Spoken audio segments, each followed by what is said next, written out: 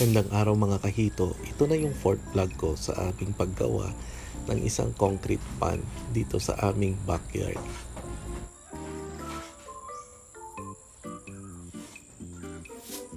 Okay? Kalma lang, kalma. Balikan natin ang nakaraan.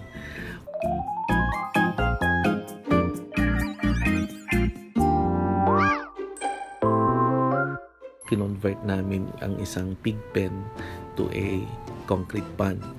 So maayos naman sa una, pero nung nilagyan namin ng tubig, wala pang 5 minuto ay kalahati na yung tubig. Kaya sabi ko nga, medyo palpak yata yung ginawa nila. So akala ko doon na nagtatapos, pero eto after 15 minutes wala nang naiwan na tubig doon sa concrete pan na nagawa.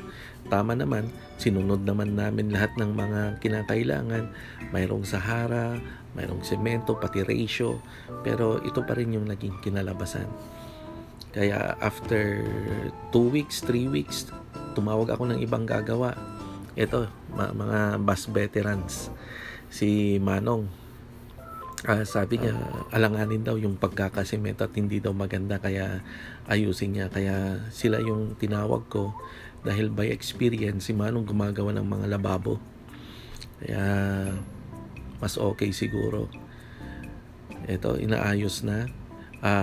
Sabi niya sa labas, kailangan palitadahan. Kaya pati doon sa labas, yung may mga gaps talagang inayos. Wala naman akong problema sa trabaho niya dahil kahit matanda na, mabilis pa rin siyang magtrabaho.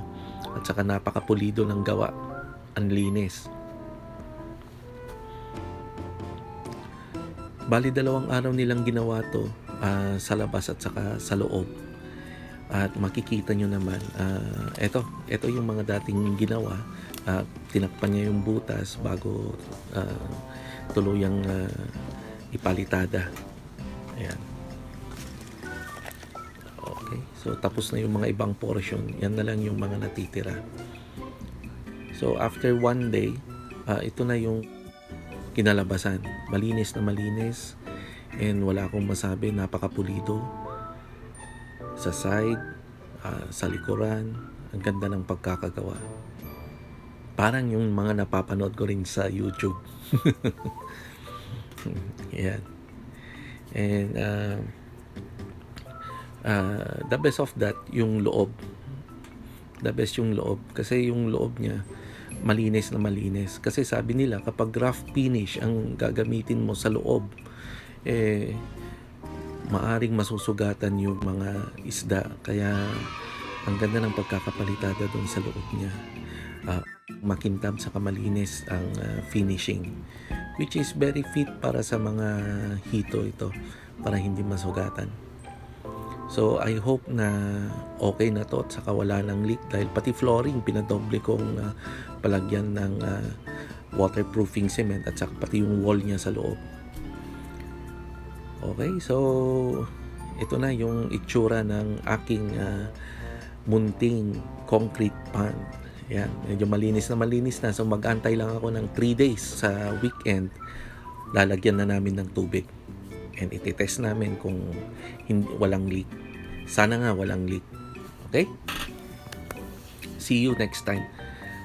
Sa mga gustong makinig pa o makapanood pa ng mga ibang videos, subscribe lang sa akin YouTube sa Jeff Libs Vlogs. Salamat mga kahito. Goodbye!